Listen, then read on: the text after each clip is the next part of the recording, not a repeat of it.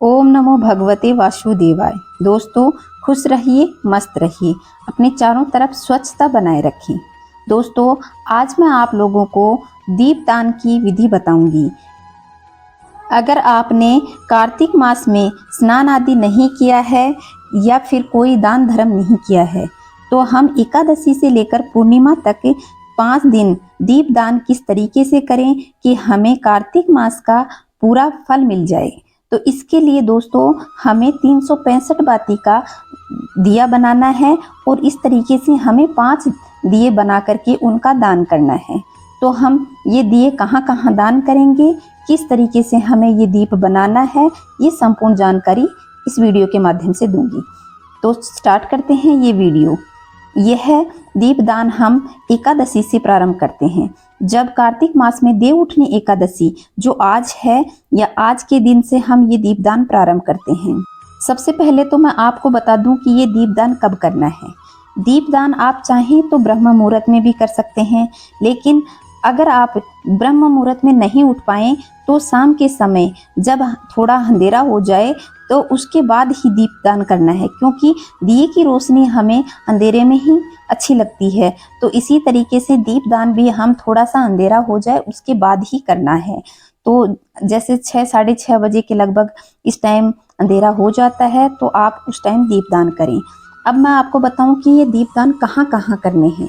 तो हम ये दीप 5 दिए हैं, तो ये दीप हम तुलसी मैया के पास में कर सकते हैं और विष्णु भगवान के मंदिर में। अगर विष्णु भगवान का मंदिर नहीं हो तो आप शिव मंदिर में भी ये दीपदान कर सकते हैं, अपने घर के मंदिर में कर सकते हैं, और इसको आप पीपल वृक्ष के पास में दीपदान अवश्य करें।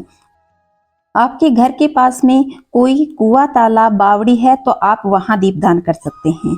और आप आंवले वृक्ष के नीचे दीपदान जरूर करें, क्योंकि आंवले में भगवान विष्णु और माँ लक्ष्मी का वास होता है।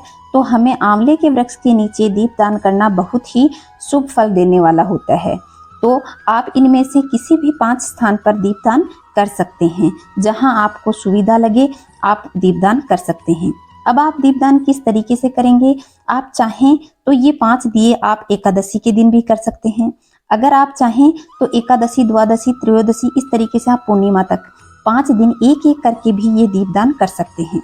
और अगर आपको फिर भी टाइम ना मिले तो आप पूर्णिमा के दिन भी ये 5 दीपदान कर सकते हैं। जिस तरीके से आपको सुविधा हो आप ये 5 दिए 365 बाती के करने हैं और आपको ये दिए जलाने हैं। अब इन दियों में क्या भरना है, किस तरीके से पूजा करनी है, किस तरीके से आप 365 बाती बनाएंगे, ये सब मैं आपको बताती हूँ कि आप 365 अलग अलग बाती बनाएंगे या तार लेकर के किस तरीके से बनाएंगे। तो मैं ये सब आपको मेरे इस वीडियो में बताती हूँ। तो चलिए शुरू करते हैं कि हमें किस तरीके से बाती बनानी है और ये दीपदान करना है। सबसे पहले तो आप एक प्लेट और इस तरीके से एक कच्चा धागा, जिसे कोई कच्चा धागा कहता है, कोई सूत कहता है, या फिर मोली होती है, तो हम तो इस तरीके से मोली है। और इसमें ये देखिए आप 5 तार हैं, मेरी इस मोली में 5 तार हैं। तो हम ये 5 तार हो गए।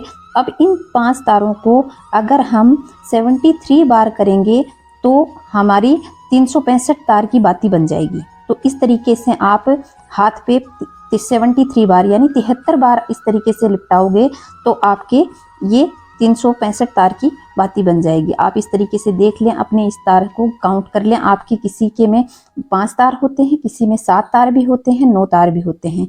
तो आप इस तरीके से आप ऐसे काउंट करके देख लें कि 365 तार की ये बाती बन जाए। तो ऐसे मैंने इसको 73 बार कर लिया है। अब यहाँ से हम इसको कट कर लेंगे।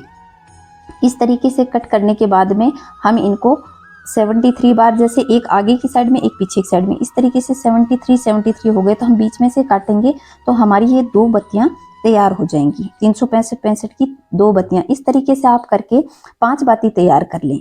5 बाती करने के बाद में आप 5 दियों में 5 दिन तक कर सकते हैं। 5 दिए एक साथ करने चाहें तो आप 5 दिए एक साथ कर सकते हैं। अगर आपके पास में टाइम है और आप अच्छे से पूजा अर्चना कर सकते हैं तो आप ये दिए 5 दिन तक रोजाना करें। और अगर 5 दिन रोजाना नहीं कर सकते तो आप या तो एकादशी के दिन 5 दीपदान करें या फिर पूर्णिमा के दिन ये 5 दीपदान अवश्य करें। और यह इनमें से एक दिया पीपल वृक्ष के नीचे तो पूर्णिमा के दिन अवश्य ही जलाना है। आप 4 दिन तक अलग अलग स्थानों पे जला सकते हैं, तुलसी मैया के पास में भी जला सकते हैं, लेकिन आपको पूर्णिमा के दिन तो आवश्यक रूप से ही पीपल वृक्ष के नीचे ये दीपदान करना है। और आप चाहें तो इस तरीके से मिट्टी का दिया भी ले सकते हैं। और अब मैं आपको दिखा रही हूँ ये नारियल, इसको साबुत नारियल या हमारे यहाँ पे इसको गट बोला जाता है।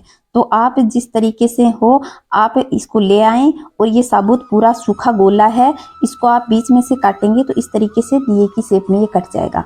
अब इसमें आप 365 तार की ये बाती रख लें और आप चाहें तो इस तरीके से ये मिट्टी का दिया भी ले सकते हैं और आप चाहें तो इस तरीके से नारियल का दिया लेने से हमें एक फ़ायदा है कि ये नारियल का दिया हमारा पूरा जल जाता है।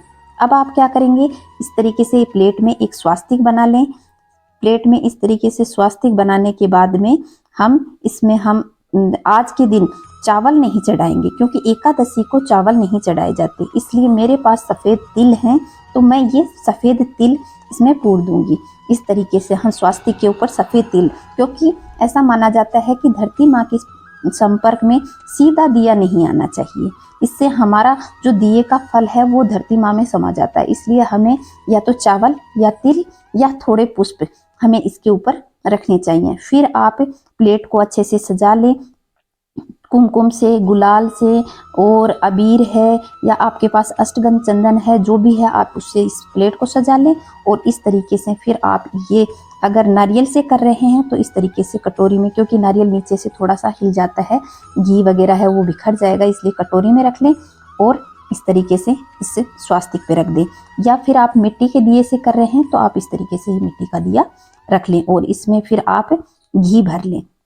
दिए को भी हम अच्छे से सजाएंगे। इस तरीके से आप रोली मोली और चंदन से इस दिए की पूजा करें। इस तरीके से आप दिए पे आप बिंदियां बना करके आप सुंदर सा दिया सजा सकती हैं।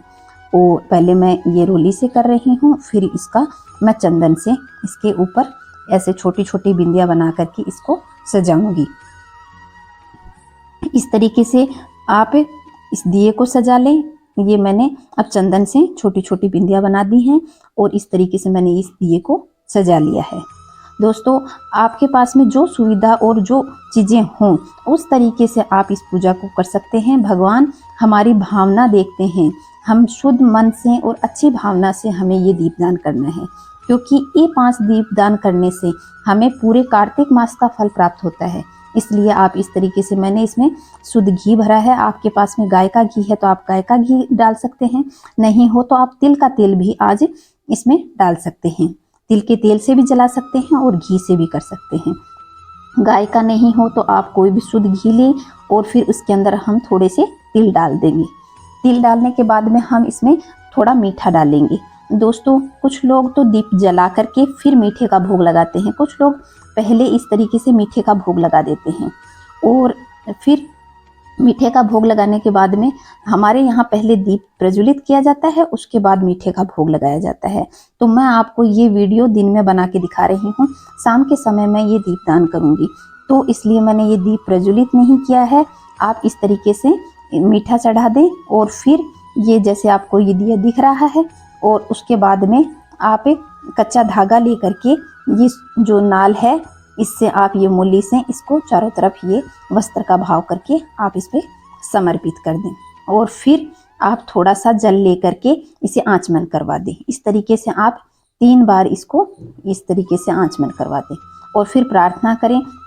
तुलसी मैया के पास दीपदान कर रहे हैं तो हे तुलसी मैया, मैंने आपको कार्तिक मास में ये दीपदान किया है, ये 365 बाती का दीपदान है जो मैं आप स्वीकार करें और पूरे वर्ष का फल मुझे प्रदान करें। इस तरीके से तुलसी मैया से प्रार्थना करें। अगर आप इसको पीपल वृक्ष के पास में पूर्णिमा को जला रहे हैं तो पूर्णिमा को आप पीपल वृक्ष से प्रार्थना करें। दोस्तों, आपको एक बात बता दूं, अगर आप संडे के दिन पीपल वृक्ष के पास में दीपदान कर रहे हैं तो आप पीपल वृक्ष को छुएं नहीं, क्योंकि पीपल वृक्ष को संडे के दिन नहीं छुआ जाता, क्योंकि उसमें लक्ष्मी का वास होता है। इसलिए आप पीपल वृक्ष को संडे के दिन कभी भी ना छुएं। और अगर शनिवार को कर रहे हैं तो शनिवार को आप सूत लिपटा करके उसकी परिक्रमा करके दीपदान करें। इस तरीके से आपको ये दीपदान करना है। आशा करती हूँ आपको ये 365 बाती का दीपदान समझ आ गया होगा और इस तरीके से आप दीपदान करके पूरे कार्तिक मास का फल प्राप्त कर सकते हैं। दोस्तों खुश रहिए, मस्त रहिए। अगर वीडियो पसंद आए तो वीडियो को लाइक जरूर कर दें, अपने दोस्तों के साथ शेयर करें ताकि वो भी इस दीपदान की विधि को जान सकें। चैनल पे पहली बार आए हैं तो चैनल को सब्सक्राइब करके पास के बेल आइकन को दबाएं ताकि आने वाले वीडियो का नोटिफिकेशन आपको सबसे पहले प्राप्त हो। दोस्तों खुश रहिए, मस्त रहिए। भगवान नारायण और माँ लक्ष्मी आपके घर में सदा वास करती रहें, ऐसे आशा करती हूँ। जय श्री नारायण दोस्तों।